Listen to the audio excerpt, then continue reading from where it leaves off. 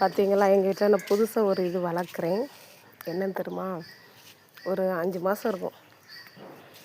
இந்த பாத்திரத்துக்குள்ளே இதாக இருக்குது பாருங்கள், நத்தை வளர்க்குறேன் பார்த்தீங்களா. இதில் வந்து எப்போவுமே நான் வந்து செடிக்கு எப்போவுமே இல்லை தண்ணி ஊற்றி வச்சுக்கிடுவேன். தண்ணி வந்து பைப்பில் வராத போது இந்த பாத்திரத்துலேருந்து எல்லா செடிக்கும் ஊற்றுவேனா.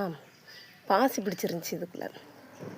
அதனால் நான் வந்து ஓயாமல் இதுக்கு ப்ளீச்சிங் பவுடர் போட்டு கழுவ முடியாதுல்ல. இந்த பாசியை திங்கிறக்காண்டின்னு நான் நத்தை வந்து வயக்காட்டுக்கு புல்ல இருக்க போகும்போது நான் வந்து எடுத்துகிட்டு வந்தேன். இப்போ வந்து அந்த நத்தை நல்லா பெருசாக வந்துட்டு பார்த்தீங்களா. இது ஒரு நத்தை, 4 நத்தை போட்டிருக்கேன். சின்ன பொடி நத்தையாக தான் கொண்டு வந்திருந்தேன். இப்போ அது பெருசாக நல்லா பரவலமாக வருதுங்கிட்டு ஒரு பாசி இல்லாமல் தின்னுட்டு.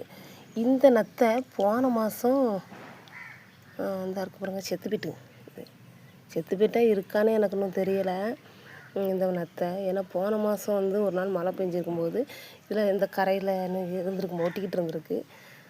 அது மழை தண்ணி நிறைஞ்சி கீழே வழுவி போயிட்டு, அது இன்றைக்கி தான் அந்த வெள்ளத்தில் எங்களுக்கு ஊரில் நல்ல மழை இல்லை, அதனால் வந்து வெள்ளத்தில் வந்து எங்கே கிடச்சது தெரில, அந்த அந்த அந்த மல்லிகைப்பூ செடி உள்ளே கிடந்துச்சி.